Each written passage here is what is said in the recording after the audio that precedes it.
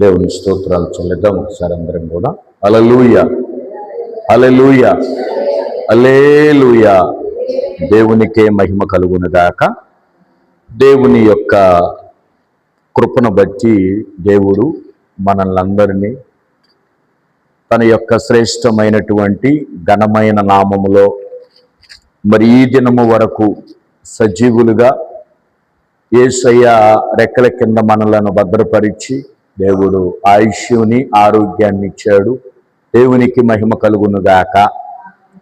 అందరూ ఎట్లాగున్నారు అమ్మా? గడిచిన వారం, పోయిన శుక్రవారం నుంచి శుక్రవారం వరకు ఎట్లాగున్నారు అందరూ అమ్మా? గట్టిగా చెప్పండి ఆ మాట. దేవుని కృపను బట్టి అందరూ క్షేమంగా ఉన్నారా? క్షేమంగా ఉన్నాము అన్న వాళ్ళందరూ స్తోత్రం చెప్పండి, గట్టిగా చెప్పండి, సంతోషంగా చెప్పండి. దేవునికి మహిమ కలుగునుగాక. ఆమేన్. మంచిది ప్రియమైన దేవుని పిల్లలారా, మరి అనుదినము మీ కొరకు ఒక దైవజనుడుగా నేను ప్రార్థన చేస్తున్నాను. ప్రతి బిడ్డ అవసరతలో అక్కర్లో ఉన్న వారి కొరకు మీరు కూడా దైవజనుడుగా మరి ఆత్మీయ తండ్రి కొరకు మీరందరూ ప్రార్థన చేస్తున్నారు.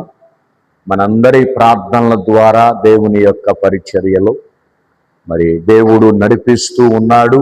మనందరి కుటుంబాలలో దేవుడు సంతోషాన్ని ఉంచాడు, సమాధానాన్ని ఉంచాడు. అందరూ క్షేమంగా దేవుడు ఆరోగ్యంగా ఉంచుతాడు. మీరు అనుకోవచ్చు, పాస్టర్ గారు కరువుగా ఉంది కదండి, అనుమానం వస్తుంది కదా, ఏం క్షేమంగా ఉన్నామండి, ఏం సంతోషంగా ఉన్నామండి, కరువు ఉంది కదండి. ఏముంది? ఉందా లేదా కరువు? కానీ కరువులో కూడా దేవుడు మనల్ని ఎట్లాగా పోషిస్తాడో తెలుసమ్మా? ఎట్లాగా పోషిస్తాడు? కరువులో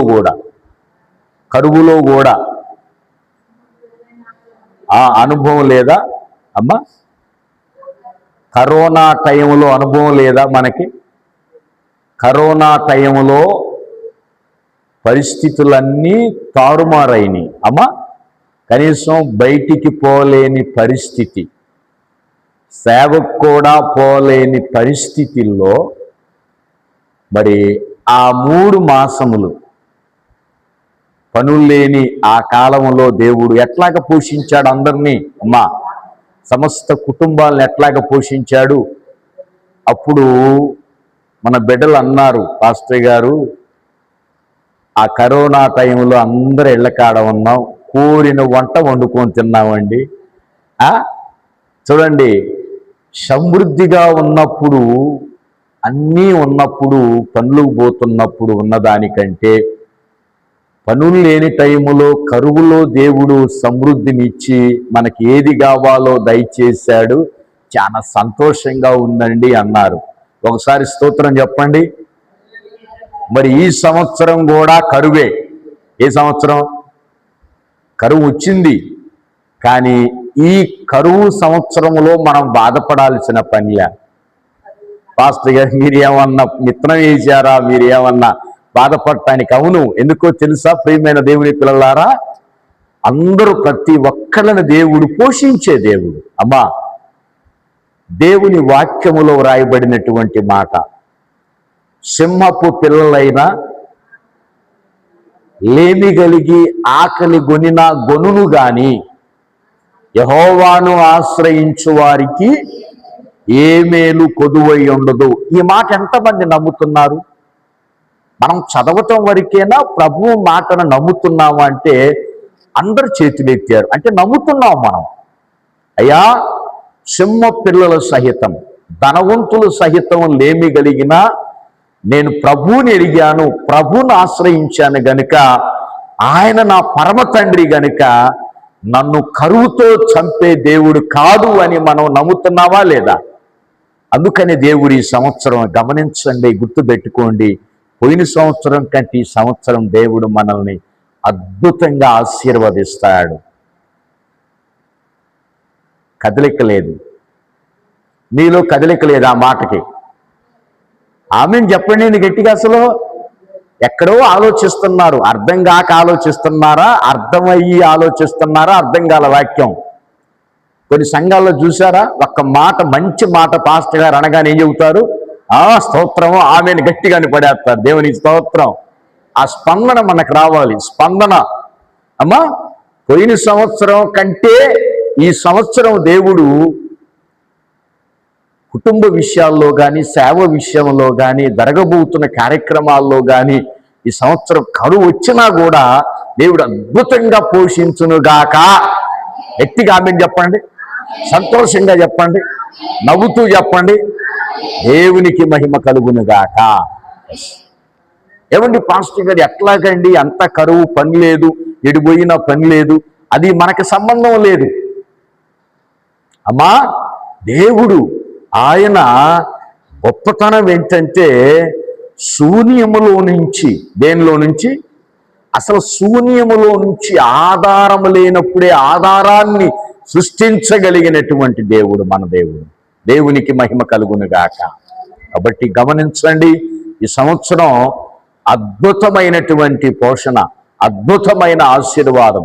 అది ఎట్లాగా వచ్చిందనేది మనకు తెలియదు, కానీ యేసయ్యకు మాత్రమే తెలుసు. ప్రియమైన దేవుని పిల్లలారా, అందుకని మనం నమ్ముతున్నాం దేవుని సన్నిధిలో.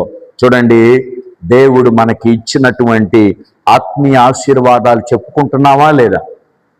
అవి సామాన్యమైన ఆశీర్వాదాలు అనుకున్నారా? గొప్ప దీవెనలు. అవి ఎవరికి పొందుకోలేని ఆశీర్వాదాలు. గుర్తున్నాయా? ఏం చెప్పాను ఫస్ట్ కానీ చెప్పండి. ఆత్మీయ ఆశీర్వాదాలు.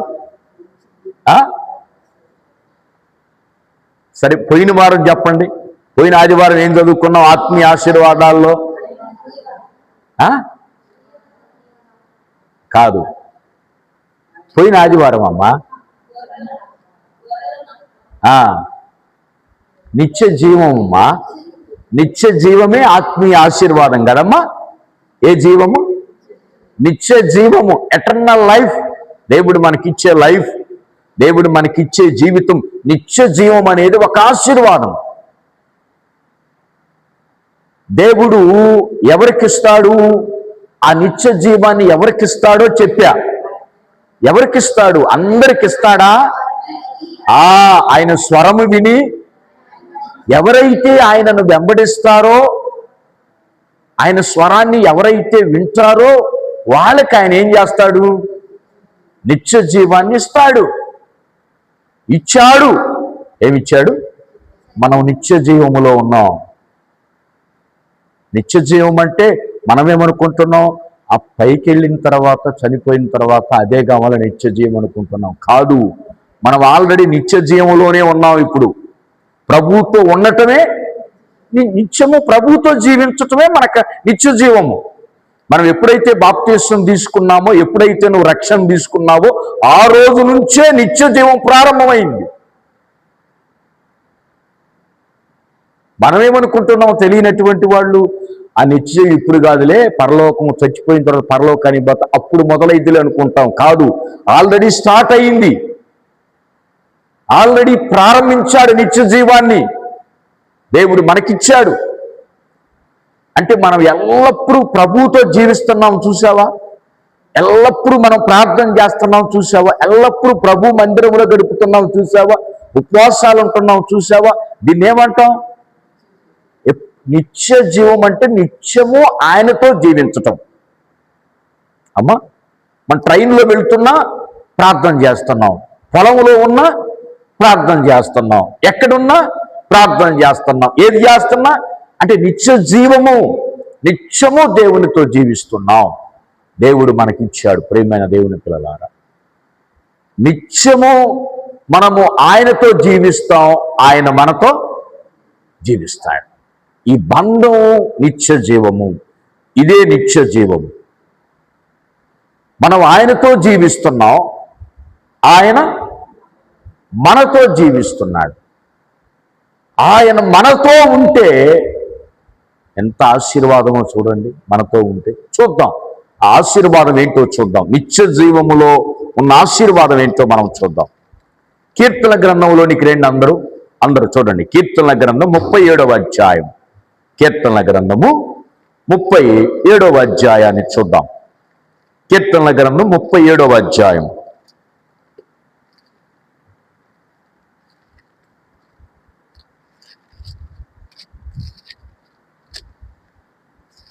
బైబిల్స్ ఉన్న వారు అందరూ చూడండి.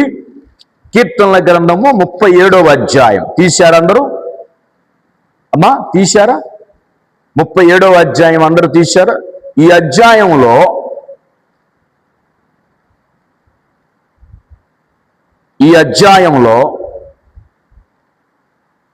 25 నుంచి చదువుకుందాం. 37వ అధ్యాయంలో 25 నుంచి. నేను చిన్నవాడనై ఉంటిని, ఇప్పుడు ముసలవాడనై ఉన్నాను. అయినను నీతిమంతులు విడవబడుట గాని, వారి సంతానము భిక్షమెత్తుట గాని నేను చూసి ఉండలేదు. దినమెల్ల వారు దయాళురై అప్పు ఇచ్చుచుందురు. వారి సంతానపు వారు ఆశీర్వదించబడుదురు. కీడు చేయుట మాని మేలు చేయుము, అప్పుడు నీవు నిత్యము నిలుచుదువు. ఏలయనగా యెహోవా న్యాయమును ప్రేమించువాడు, ఆయన తన భక్తులను విడువడు. వారెన్నటికి కాపాడబడుదురు. కానీ స్తోత్రం చెప్పండి. ఈ మాటకి గట్టిగా చెప్పండి, హల్లెలూయా. దేవునికి మహిమ కలుగును గాక. ఇక్కడ 28వ వచనములో ఒక్కసారి మనం జాగ్రత్తగా చూస్తే, ఏలయనగా యెహోవా న్యాయమును ప్రేమించువాడు, ఆయన తన భక్తులను విడువడు. వారు ఎన్నటికి కాపాడబడుదురు. కానీ భక్తిహీనుల సంతానము నిర్మూలమవుతుంది. దేవునికి మహిమ కలుగునుగాక. ఇప్పుడు మనం నిత్య జీవములో ఉన్నాం, దేవునితో జీవిస్తున్నాం, దేవుడు మనతో ఉన్నాడు. ఉన్నప్పుడు గొర్రెలకు ఏంటి ఉపయోగం? నా గొర్రెలకు నిత్య జీవమునిస్తానన్నాడు దేవుడు. మనం నిత్య జీవాన్ని ఇస్తాడు. గొర్రెలు ఎప్పుడూ కాపరితో ఉంటాయా లేదా? గొర్రెలు ఎప్పుడూ కాపరి దగ్గరే ఉంటాయి. గొర్రెలు కాపరిని వెంబడిస్తాయి. అటువంటి గొర్రెలకు దేవుడు కాపలా కాస్తాడు, క్షేమంగా ఉంచుతాడు. ఏంటి దేవుడు ఆ గొర్రెలకు అంటే, ఆయన్ని ఎరిగిన వారికి దేవుడిచ్చే ఆశీర్వాదం ఏంటో తెలుసా? నిత్య జీవములో భాగం. అమ్మా, తన భక్తులను విడువడు. తన భక్తులను విడువడు. ఇంకా వారెన్నటికి కాపాడబడుదురు అనే మాట మనం కావాలి ఈరోజు. భక్తులను విడిచిపెట్టడు. భక్తులను విడిచిపెట్టడు. తన భక్తులను అని బైబిల్లో ఉందా లేదా? భక్తులను అన్నాడా, తన భక్తులను అన్నాడా? అమ్మా, అక్కడ ఒక మాట మనం జ్ఞాపకం చేసుకోవాలి. తన వారిని అన్నాడు. ఏ వారిని? తనకు చెందిన వారిని, తన నామమందు అంగీకరించిన వారిని, ఆయన యందు విశ్వాసం కలిగిన వారిని, ఆయనను ఆశ్రయించు వారిని, ఆయన పాదాల చెంత చేరిన వారిని, తన భక్తులనంటే ఇంత అర్థం ఉంది ప్రియమైన దేవుని పిల్లలారా. ఇప్పుడు ఎందరైతే ఆయనను ఆశ్రయిస్తారో, ఎన్ని గొర్రెలైతే కాపరిని వెంబడిస్తాయో వాళ్ళని విడిచిపెట్టే దేవుడు కాదు. విడిచిపెట్టడని ఎవరంటున్నారు ఈ మాట? దావీదు గారు అంటున్నాడు. కీర్తన రాసింది ఎవరమ్మా? దావీదు గారు అంటున్నాడు, నేను చిన్నవాడనై ఉంటిని, ఇప్పుడు ముసలవాడనై ఉన్నాను. అంటే చెప్తున్నాడు దావీదు గారు, నేను చిన్నతనం నుంచి చూస్తున్నా, ఇప్పుడు నాకు 100 ఏళ్ళు వచ్చినాయి, చిన్నతనం నుంచి చూస్తున్నా. కానీ నీతిమంతులు విడవబడటం కానీ, వారి సంతానము భిక్షమెత్తుట కానీ నేను చూసి ఉండలేదు. స్తోత్రం చెప్పండి. ఎవరంటున్నారు ఈ మాట? నేను అడిగింది మీకు అర్థం కాల, మీరు చదివింది మీకు అర్థం కాల. ఇప్పుడు ఈ మాట ఎవరంటున్నారు? దావీదు గారు అంటున్నాడు. దావీదు గారు చెప్తున్నాడు. ఆయన ఏమని? దావీదు గారు ఏమంటున్నాడు? నేను చిన్నతనం నుంచి చూస్తున్నా, చిన్నతనం నుంచి ఇప్పటికి నాకు 100 ఏళ్ళు ముసలి ప్రాయం వచ్చింది, 100 ఏళ్ళు వచ్చినాయి. ఈ 100 సంవత్సరాలలో ఎక్కడైనా దేశంలో నీతిమంతులు విడవబడటం కానీ, ఏమన్నాడు, వారి సంతానం భిక్షమెత్తుట కానీ నేను చూసి, స్తోత్రం చెప్పండి ఈ మాటకి, స్తోత్రం చెప్పండి ఈ మాటకి. ఇంకా దేవుడు నీతిమంతులు బిడ్డలు ఏం చేస్తారో చెప్పమంటారా? దినమెల్లా వారు దయాళురై అప్పు ఇస్తారంట. వారి సంతానపు వారు ఆశీర్వదించబడుదురు. స్తోత్రం చెప్పండి. ఎంతమంది నమ్ముతున్నారు ఈ మాట? మరి పాస్టర్ గారు, దేవుని బిడ్డలు అప్పులు పాలైపోతున్నారు కదండి, మరి మీరేందండి ఈ మాట చెబుతున్నారు అని మీకు అనుమానం రాలేదా? ఏడొచ్చింది వాక్యం శాంతం మనసు పెడితేనేగా. ఇప్పుడు మీకు అనుమానం వచ్చిందా రాదా? ఏమొచ్చింది చెప్పండి. ఇప్పుడు ఏం చదివారు మీరు? దినమెల్లా వారు దయాళురై అప్పు చేస్తారా, అప్పు ఇస్తారా? అమ్మా పదం చూడండి. అప్పు ఇస్తారా, అప్పు చేస్తారా? ఇస్తారు. వారి సంతానపు వారు మరి అప్పుల పాలవుతున్నారు దేవుని బిడ్డలు. కానీ మనం చేసుకునే దాంట్లో ఉంది తప్ప దేవుడు అన్నీ ఇచ్చాడు. నా జీవితంలో కూడా నేను చేతులారా చేసుకున్నా కదమ్మా. అప్పులు పయ్యాలనే లేదా? దేవుడు సంపాదన ఇచ్చాడు, ఎటు చూసిన ధనాన్ని ఇచ్చాడు. కానీ దేవుడు ఏమన్నాడో తెలుసా? ఇచ్చిన ధనాన్ని ఎంత ఖర్చు పెట్టుకోవాలో, ఎంత వాడుకోవాలో నేర్చుకోలేనప్పుడు ఏమవుతాం? మనం అప్పులు పాలవుతాం. కొంతమంది, చాలా మంది మనం అనుకుంటూ ఉంటాం, నా ధనం కదండి, నా ఇష్టం కదా, నా ధనం కదా, నా ఇష్టం కదా, నేను ఎంతైనా ఖర్చు పెట్టుకుంటాను, నేను ఎంతైనా కూడా నేను సరదాగా తిరుగుతాను, ఉన్నది మొత్తం ఖర్చు పెట్టుకుంటాను, తర్వాత అవసరమైతే అప్పు చేస్తానని అనుకుంటారు. కానీ బైబిల్ గ్రంథంలో రాయబడిన మాట ఏంటో తెలుసా? దేవుడిచ్చిన ధనానికి కూడా దేవునికి లెక్క అప్పగించాలి.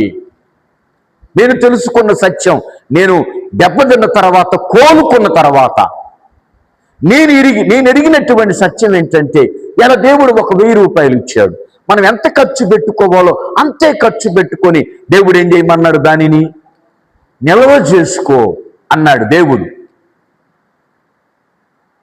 కానీ దేవుని వాక్యములో ఉంది, దేవుడి సంతానాన్ని ఆశీర్వదిస్తాడు, నీతిమంతులని ధనవంతులుగా చేస్తాడు, గొప్పగా చేస్తాడు, ఆశీర్వదిస్తాడు. కానీ దేవుని బిడ్డలు అప్పులు పాలయ్యారంటే కారణం ఏంటో తెలుసా? దేవుని యొక్క చేతగానితనం కాదు.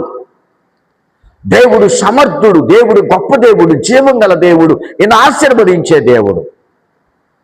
ద్వితీయోపదేశకాండములో కూడా ఉంది ఒక మాట, ఉందా లేదా? ద్వితీయోపదేశకాండములో కూడా ఏముందో మనం చదివి ఇందులోకి వద్దాం ప్రియమైన దేవుని పిల్లలారా. ద్వితీయోపదేశకాండం 28వ అధ్యాయం చూడండి. ద్వితీయోపదేశకాండం 28వ అధ్యాయంలో ఒక చిన్న మాట మనం జ్ఞాపకం చేసుకుందాం.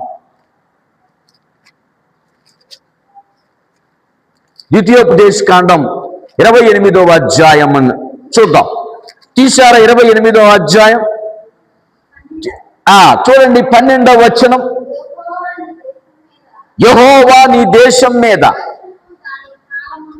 వర్షము దాని కాలమందు కురిపించుటకును, నీవు చేయు కార్యమంతటికి ఆశీర్వదించుటకును ఆకాశమును తన మంచి ధననిధిని తెరుచును, నీవు అనేక జనములకు అప్పు ఇచ్చెదవు గాని అప్పు. ఇది ఎవరి మాట? అందరూ నా కళ్ళు చూడండి, మనసు పెట్టిదనండి. మనం చదవటం వరకే కాదు, ఇది చాలా మనం ఆశీర్వదిస్తే, దీని గురించి మనం ప్రార్థన చేస్తే ధనవంతులం అవుతాం.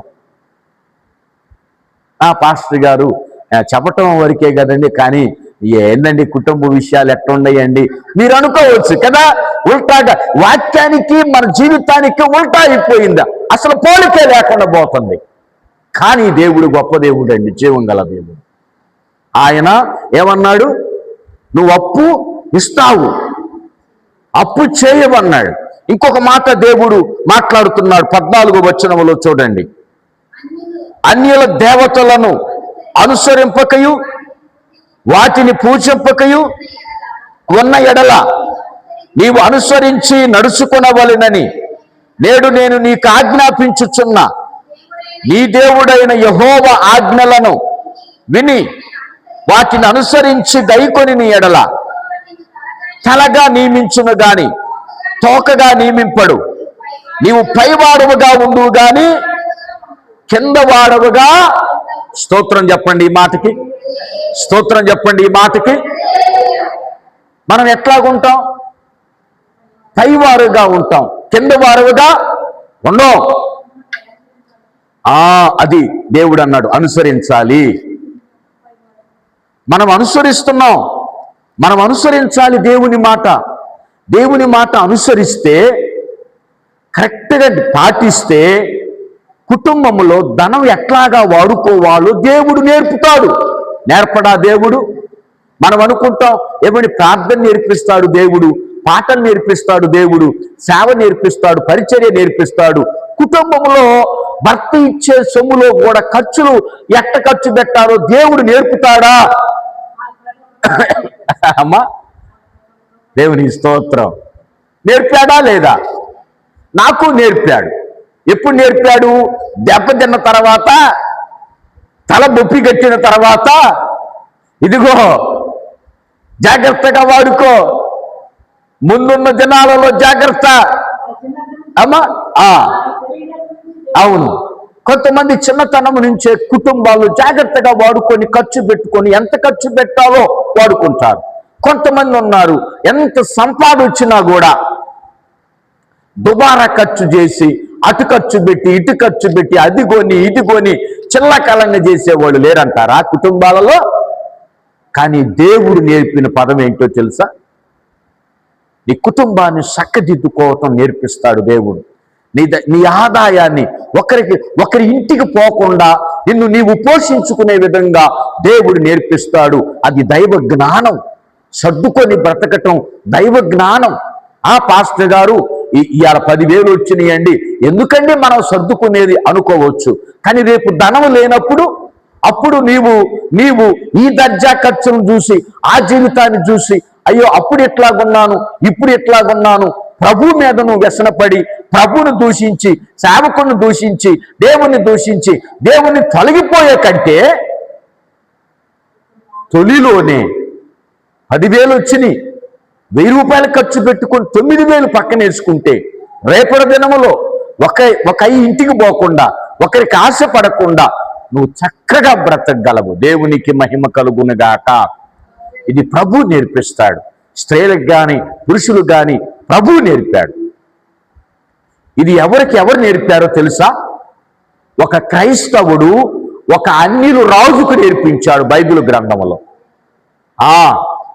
ఒక క్రైస్తవుడు, ఒక దేవుని బిడ్డ, ఒక అన్యులు దేశానికి ఇట్లాగా చేయండి, మీరు ధనవంతులైపోతారు, ప్రపంచంలో ఎక్కడా లేని ధనం మీ దగ్గర ఉంటుంది, ఈ విధంగా చేయండి అని ఒక క్రైస్తవుడు, ఒక ప్రార్థనాపరుడు, ఒక దేవుణ్ణి ఎరగని దేశానికి నేర్పించాడు. మనం యేసోపు చరిత్ర చదువుకుంటున్నాం, చదివి వదిలిపెడుతున్నాం, అందులో ఏముందో తెలియట్లేదు మనకు కదమ్మా. ఏమన్నాడు? ఎన్నో వంతు నిల్వ చేయాల్సిన పనిలా మీకొచ్చిన పండిన పంటలో మీకొచ్చిన మిరపకాయల్లో, మీకొచ్చిన ధనములో, మీకొచ్చిన కూలిలో 5వ వంతు నిల్వ చేసుకోండి. ఎన్నో వంతు? ఆ 5వ వంతు నిల్వ చేస్తేనే ఎంత ధాన్యం ఉందో తెలుసా?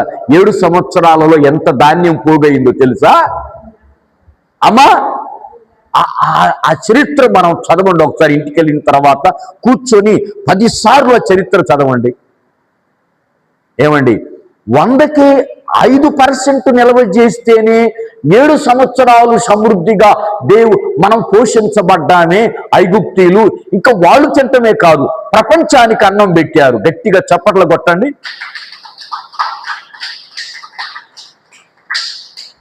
అంటే ఏమి నేర్పుతుంది చరిత్ర మనకి? మనం ప్రార్థన చేస్తున్నాం, పాటలు పాడుతున్నాం, ఏకాడికి శాస్త్రి గారిని పిలిపించి ప్రార్థన పెట్టుకుంటున్నాం, బాగానే ఉంది, కాదంటల్లా నేను. కానీ చరిత్రలో మనకు నేర్చుకోవలసిన పాఠాలు కొన్ని ఉన్నాయి, ఎన్నో ఉన్నాయి. మన జీవితాల్లో మనం మెళుకోగలిగిన నేర్చుకోవలసిన అన్నాడు. 7 సంవత్సరాలు సమృద్ధిగా పంట పండితే ఆ 7 సంవత్సరాలు అనేకులకు అన్నం పెట్టారు. యోసేపు యొక్క ఆలోచన రాజుగారు ఆశ్చర్యపోయాడు. ఇంత ఆలోచన మాకు రాలేదే, ఇంత తలంపు మాకు రాలేదే, ఇంత లోతైన మర్మం నీకెట్లాగే తెలుసు అంటే యోసేపు అంటాడు, నా దేవుడు నాకు ఆలోచన ఇచ్చాడు. స్తోత్రం చెప్పండి. ఏమండి, నీ కుటుంబం చక్కదిద్దుకోవాలంటే నువ్వు ప్రార్థన చేసావనుకో, దేవుడు నీకు ఆలోచన ఇస్తాడు, దేవుడు నీకు తలంపునిస్తాడు. ఈరోజు ఎందుకు అప్పులు పాలవుతున్నారు చెప్పండి? ఎందుకు అప్పులు పాలవుతున్నారు? దేవుని పిల్లలు, అంతా తెలిసిన పిల్లలు, ఆత్మీయతలో ఉన్న పిల్లలు, నలుగురు చెప్పే పిల్లలు ఎందుకు అప్పులు పాలవుతున్నారు చెప్పమంటారా? దేవుడిచ్చిన ధనాన్ని సరిగా వినియోగించుకోవటం మనకి చేత కాకపోతే, మెళుకువలు తెలియకపోతే ఒకళ్ళ దగ్గరికి వెళ్ళి ఏం చేస్తాం? చేయి జాగుతాం. అప్పుడు అన్నిలు ఏమంటారో తెలుసా? అమ్మా, దేవుడు మిమ్మల్ని పోషిస్తాడన్నవే, ఇప్పుడు నా దగ్గరికి వచ్చేవుగా, ఇప్పుడు నా అవసరత నీకుందిగా అంటారా లేదా? కానీ మనం రోషంతో బ్రతకటం ఎట్లాగో తెలుసా? ఎట్లాగ బ్రతకాలి రోషంతో? రవ్వా, వాళ్ళే నా దగ్గరికి రావాలి. స్తోత్రం చెప్పండి. అసలు వాళ్ళే నా దగ్గరకు రావాలి. నేను ఇంత దేవుణ్ణి పెట్టుకొని ఇన్ని సూత్రాలు నాకు నేర్పుతూ, ఇంత మెళుకువ నేర్పుతూ, ఇంత ఆదాయం నాకు ఇచ్చావు, దీన్ని నేను జాగ్రత్తగా వినియోగించుకుంటూ వాళ్ళకే నేను ఇస్తా రూపాయి. అసలు వాళ్ళ దగ్గరికి వెళ్ళి నేను చెయ్యి చాపాల్సిన పని లేదు ప్రభువా. దేవుడు చరిత్ర మనకు నేర్పిస్తుంది. అది పాత నిబంధన ఎంత విలువైందో తెలుసా? అసలు పాత నిబంధనలో ఆర్థిక సూత్రాలు ఉన్నాయి, కుటుంబ సూత్రాలు ఉన్నాయి, భార్యాభర్తల సూత్రాలు ఉన్నాయి. ఆ పాత నిబంధన అంతా మనం జాగ్రత్తగా మనసు పెట్టి చదవగలిగితే ఒకరికి చిక్కాల్సిన పని లేదు, ఒకరికి చేయి జాపాల్సిన పని లేదు. అందుకని ఇక్కడ దావీదు గారు ఏమంటున్నాడు? ఇందాక మీరు చదివారు, అక్కడికి వద్దాం మనం. ఇప్పుడు దావీదు గారు ఏమంటున్నారు చూడండి. నీతిమంతులు భిక్షమెత్తుట గాని నేను చూసి, స్తోత్రం చెప్పండి. ఏమిటి, దావీదు గారు ఎంతో మంది నీతిమంతులను చూశాడంట, ఎంతో మంది నీతిమంతులను చూశాడంట దావీదు గారు. చూడలేదా? ఈ 100 సంవత్సరాలు ఎంతమందిని చూసి ఉంటారు సహజంగా? అమ్మా, ఇప్పుడు మనకి సరే, నాకు 51, సరే మీకు 60 సంవత్సరాలు. ఈ 70 సంవత్సరాల్లో మీరు ఎంతమందిని చూసుంటారు సహజంగా? ఎన్ని తరాలను చూసుంటారు? కానీ అచ్చం దేవుని బిడ్డలు లేమి కలిగి ఉండటం మనం ఎప్పుడు చూడాలి. స్తోత్రం చెప్పండి, స్తోత్రం చెప్పండి. ఎందుకో తెలుసా అమ్మా? ఆయన మాట వింటే, ఆయన యందు ఆధారపడితే, ఆయన యందు విశ్వాసం ఉంచితే ఏ రోజు ఎవ్వరూ విడిచిపెట్టే దేవుడు. అందుకని 28వ వచనంలో దేవుడు అంటాడు, తన భక్తులను విడవడంట, కాపాడుకుంటాడంట. ఎప్పటికప్పుడు ఆ బిడ్డను కాపాడుకుందాం, ఈ కుటుంబాన్ని కాపాడుకుందాం. ఏమండి, మన ఇంట్లో వస్తువులు మనం కాపాడుకోవా? నీ వెండి నువ్వు కాపాడుకోవా, లేకపోతే ఇసురు పడేస్తావు, ఆడ పెడతాడా? అమ్మా, కాపాడుకుంటావా లేదా? ఉంగరం పెట్టుకున్నావు, ఉంగరం పెట్టుకున్నావు, ఫంక్షన్కి వెళ్ళావు, ఏం చేస్తావు?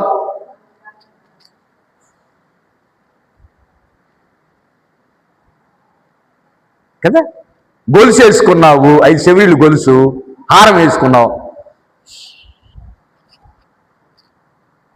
పద్మ, ఉదాహరణ గొలుసు వేసుకుని వెళ్ళావు, ఏం చేస్తావు వచ్చిందాకా?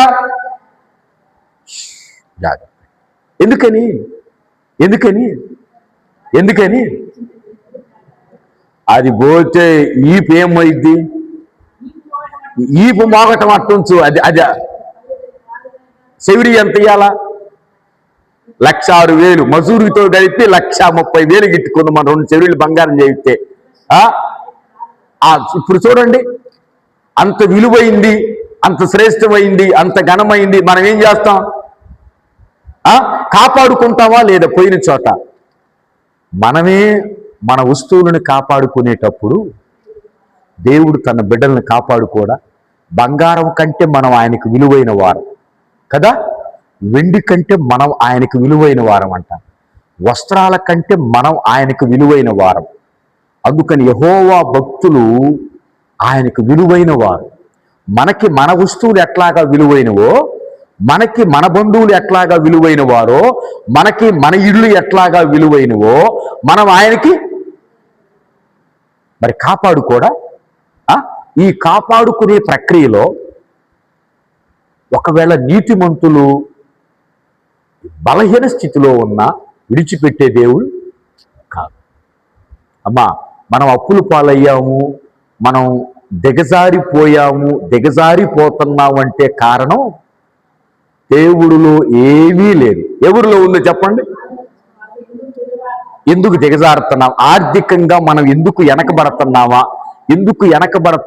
కారణం ఏంటి? ఒక్కసారి మనం వెనక్కి తిరిగి ఆలోచిస్తే, ఆ అప్పులు పాలైన వాళ్ళని ఒక్కసారి అడిగామనుకో, మనం చాలా లోపాలు ఉంటాయి.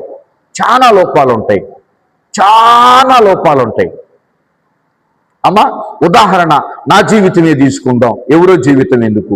ఆ డబ్బున్నప్పుడు లెక్క చేయలే, ఏది పడితే తిన్నాం, ఏది పడితే తిరిగాం. అంతా పోయిన తర్వాత ఇవాళ 100 రూపాయలు ఖర్చు పెట్టాలంటే, మా పిల్లలకు 100 రూపాయలు ఇవ్వాలంటే 100 క్వశ్చన్లు వేస్తున్నా.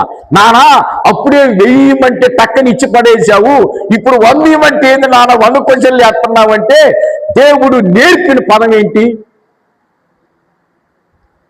ఎట్ట ఖర్చు పెట్టాలో ఏందో, దీని పరిస్థితి ఏందో, దీన్ని సంపాదించాలంటే ఎంత టైం పట్టిద్దో దేవునికి మహిమ కలుగునుగాక.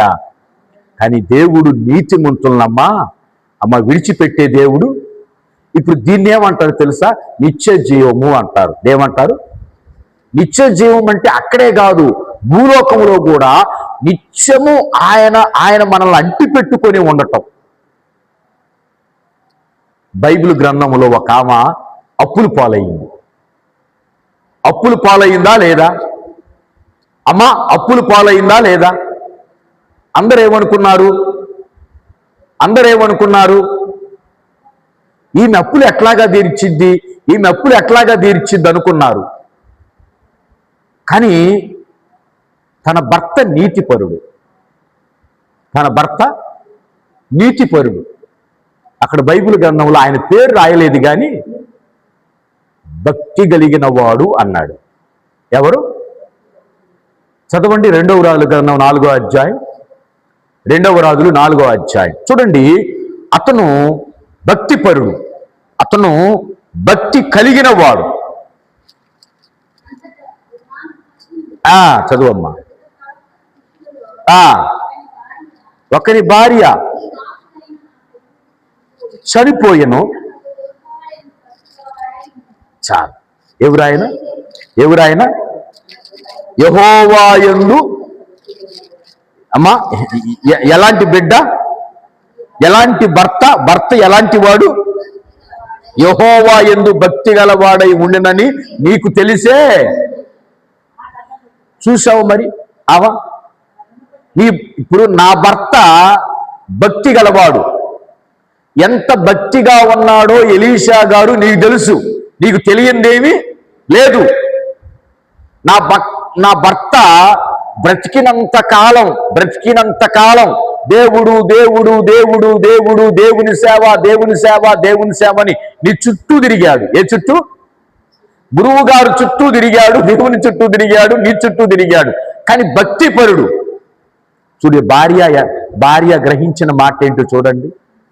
అంటే నా భర్తలో భక్తి ఉంది. ఏముంది? ఎవరు గ్రహించారు? నేనన్న మాట మీకు అర్థం కాల. ఇప్పుడు భర్తలో భక్తి ఉందని ఎవరు గ్రహించారు? అంటే భార్య గ్రహించింది అంటే ఆ భర్త కదలికలు ఆత్మానుసారంగా ఉంటేనే కదా గ్రహించింది. ఇప్పుడు నువ్వు ప్రార్థనకు వస్తున్నావు, ఈ భర్త ఏమని గ్రహించాలి? దీన్ని రివర్స్ చేసే వాక్యాన్ని నేను, అమ్మా ఇప్పుడు మనం ప్రార్థనకు వస్తున్నాం, భర్త ఏమని గ్రహించాలి? నా భార్య ప్రార్థనకి వెళ్తుంది, నిజంగా నా భార్య ఆలోచనలో పడాలి నీ భర్త. ఏమని? నా భార్యలో భక్తి ఉంది. నేను చాలాసార్లు గమనించా కొన్ని విషయాల్లో, నా భార్యలో విశ్వాసం ఉంది దేవుని పట్ల, నా భార్యలో భక్తి ఉంది అనేటువంటి గ్రహింపు ఎవరికి రావాలి? భర్తకి రావాలి, పిల్లలకి. మా అమ్మ ప్రార్థనకు పోతుంది, మా అమ్మలో భక్తి ఉంది పాస్టర్ గారు, మా అమ్మ మంచి విశ్వాసం కలిగింది, మా అమ్మ ప్రార్థన చేస్తే ఏమైనా జరిగిద్ది అనేటువంటి గ్రహింపు ఎవరికి రావాలి? మొట్టమొదట బయట వాళ్ళకి కాదు, ఇంట్లో వాళ్ళకి రావాలని ఈ వాక్యం చెప్తుంది. దేవుని స్తోత్రం చెప్పండి. మొన్న ఒక ఆయన అంటున్నాడు, మరి నీ ప్రార్థన ఎట్లాంటి అయ్యా, ఎట్లాంటి విశ్వాసమా పాడా? ప్రార్థనకు వస్తుందనే కానీ ఉపయోగం ఏంది పాస్టర్ గారు అన్నాడు. ఇదేంది ఇట్లాగంటున్నాడు ఏంది ఈయన? ఏంది ప్రార్థనకు వస్తున్నా నువ్వు ఏమన్నా నోరు ఏమన్నా దగ్గెత్తుందా ఇంట్లో? అసలు నోరు దగ్గెత్తుందా? అప్పుడే నయం. ఎప్పుడంట? ఓ ఆయన అన్నమాట అసలు నాకు సమాధానం చెప్పడానికి లేదు. అసలు అప్పుడే నయం, ప్రార్థన పోకముందే సైలెంట్గా ఉంది. అసలు ప్రార్థన పోయిన తర్వాత వైలెంట్గా మారింది పాస్టర్ గారు. అసలు అక్కడ ఎంత ప్రార్థన చేసి వచ్చిందో ఇక్కడ అంత రెవల్స్గా మాట్లాడుతుంది. ఏం మారింది? భక్తి ఏముంది? ఇంకా భక్తి ఏంది? చూడండి, మనలో మన ఇంటి వాళ్ళు చూడాల్సింది ఏంటో తెలుసా? భక్తి, విశ్వాసాన్ని చూడాలి. ముందు ఇంటి వారు చూడాలి. నిజంగా భక్తి ప్రార్థనకి వెళ్తుంది, భక్తిపరుడు నిజంగా ప్రార్థనకి వెళ్తుంది, భక్తి ఉంది, విశ్వాసం ఉంది. ఎలీషా గారిలో షూనేమి పట్టణస్థురాలు గ్రహించిన మాట ఏంటో తెలుసా? ఇతను భక్తి కలిగిన దైవజనుడుగా నాకు అనిపిస్తుంది అన్నది. దేవుని స్తోత్రం. అంటే ఎలీషాలో ఎంత ఆత్మ ఉంటే ఆమె గ్రహించింది. చూడండి, గ్రహింపు అనేది ఇతరులకు చాలా మంచిది, ఆశీర్వాదకరం. ప్రియమైన దేవుని పిల్లలారా, అందుకని మనలో గ్రహించాల్సింది ఏంటంటే ఇతరుల భక్తి, విశ్వాసాన్ని వాళ్ళు ఏం చేయాలి? గ్రహించాలి. ఈమె గ్రహించంటుంది, ఇదిగో నా భర్త భక్తిపరుడు, మంచి, నీకు తెలుసు ఇప్పుడు అప్పులోళ్ళు వచ్చారు, ఏం చేయమంటావు? అప్పుడు ఎలీషా ప్రార్థన చేశాడు. ఏమన్నా తెలుసా? అయ్యా, ఈ భక్తుడు నీతిమంతుడిగా జీవించాడు. ఇప్పుడు నీతిమంతుడి కుటుంబాన్ని విడిచిపెడితే అన్ని ఏమనుకుంటారు? ఆ దేవుణ్ణి దేవుడు దేవుడు దేవుడు దేవుడు అని అప్పులు చేసిపోయాడు, ఆ కుటుంబాన్ని పోషించలేక అప్పులు చేశాడు, ఆ దేవుడు ఏమాత్రం చేశాడు వీళ్ళకి అనుకుంటారయ్యా. అయ్యా, ఆ అవమానం నీకు రాకూడదయ్యా. అతను నీతిమంతుడయ్యా, ఇప్పుడు చనిపోయాడు, ఇప్పుడు అతని భార్య అతని బిడ్డలు రోడ్డును పడ్డారు, మరి వాళ్ళ పరిస్థితి ఏంటయ్యా అని ఎలీషా గారు ఏం చేశాడు? ఎందుకని? ధర్మం. ఆయన గురువుగా, ఒక ఆత్మీయ సేవకుడుగా ధర్మం ఏంటి? అంతేగాని ఆ విశ్వాసి నాకెందుకులే, కానికిచ్చాళ్లే, విలువైన కానికిచ్చాళ్లే, దశమ భాగం ఇచ్చాడే, నరకుండా పడుకున్నాడమ్మా? నిద్రపోయాడా ఎలీషా గారు? లేదు. ఎలీషా బాధ్యత, దైవజనుడు బాధ్యత, ప్రార్థన చేశాడు. ఒక నీతిమంతుడు కుటుంబం నశించిపోతుంది. రేపు నలుగురు అప్పులో వచ్చి పడతారు, ఏమనుకుంటారు ప్రభువా? దైవజనుడు కన్నీటితో ప్రార్థన చేసినప్పుడు దేవుడు అన్నాడు, నా బిడ్డను నేను ఎట్లాగా విడిచిపెడతా? స్తోత్రం చెప్పండి. ఈయన భార్య నేను ఎట్లాగా విడిచిపెడతా? ఆయన బిడ్డలు నేను రోడ్డును పడేస్తానా? కుమారుడా నేనున్నా, ఒక వ్యాపారం ఇస్తా. దేవుని స్తోత్రం. ఒక వ్యాపారం ఇస్తా, ఒక పని ఇస్తా. నేను ఒక పని ఇచ్చాడు, ఒక వ్యాపారాన్ని ఇచ్చాడు, ఒక చిన్న మార్గం చూపించాడు దేవుని స్తోత్రం. ఒక మార్గం చూపించాడు. ఏంటి ఆ మార్గం? మనందరికీ తెలుసు. ఏంటి ఆ మార్గం అమ్మా? నూనె కుండ తెమ్మన్నాడు. నీ ఇంట్లో ఏముంది? నూనె కుండ ఉంది అన్నది.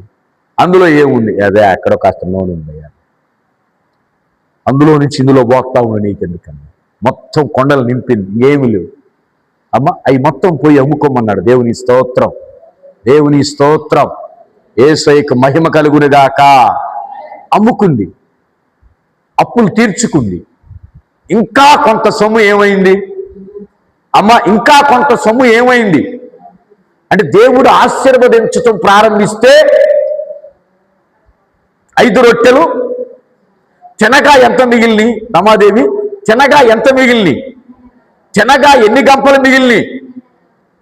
చూసారా దేవుని ఆశీర్వాదం అంటే? ఇక ఎమ్మటే పిలిచింది. పిలిచి అయ్యా నీకెంత ఇయ్యాలి? నాకింత ఇయ్యాలమ్మా. ఇదిగో లెక్క చూసి కూర్చో. ఇదిగో తీసుకో, నోటి ఇదిగో తీసుకో. అమ్మా, మా అప్పులన్నీ ఇచ్చావు.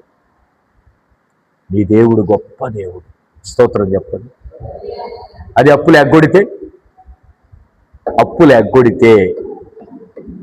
నేను చెప్పిన పదం కరెక్టా కాదా? బైబిల్లో ఉన్న మాటే కదమ్మా. అప్పు ఎగ్గొడితే అమ్మ, అప్పు ఎగ్గొడితే చెప్పరేంటి ఆ మాట నాకు? అప్పు ఎగ్గొడితే ఏమంటారు?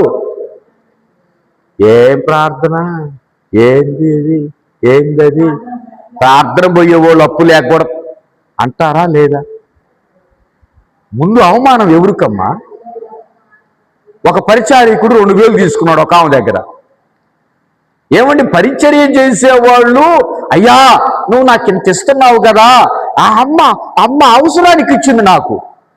అమ్మ అవసరానికి ఇచ్చిందయ్యా, నేను తీర్చాలయ్యా. అమ్మా క్షమించు, లేట్ అయిందమ్మా, దేవుడు నాకు ఇచ్చాడమ్మా అంటే ఆ అమ్మ సంతోషించదా? పరలోకంలో దేవుడు ఆనందపడడా? మనం ఏం చూస్తున్నాం? ఇక్కడ ప్రార్థన, ఇక్కడ పరిచర్య, ఇదే చూస్తున్నాము తప్ప బయట వాళ్ళు ఏమనుకుంటున్నారు, మన జీవితం ఎట్లాగుందో అనేది మనం గ్రహించలేని స్థితిలో క్రైస్తవుడు వెళ్ళిపోతే దేవునికి అవమానమా కాదా? అమ్మా పిలిచిందా లేదా? అందరినీ పిలిచిందా లేదా? ఏం చేసింది పిలిచి? ఇదిగో నీకెంత ఇవ్వాలి? నేను నా భర్త ఎంత ఇవ్వాలి? నా భర్త ఎంత ఇవ్వాలి? ఇంకొక మాట కూడా అనవచ్చు. ఏమో తెలివి కల్లామైతే ఇంకొక మాట అనవచ్చు.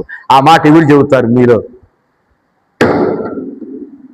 ఏమో ఇంకొక మాట అనవచ్చు, తప్పుకోవచ్చు, ఇంకొక మాట అని అప్పుల నుంచి తప్పుకోవచ్చు. ఏమనవచ్చు? ఎవరికి ఇచ్చారా మీరు?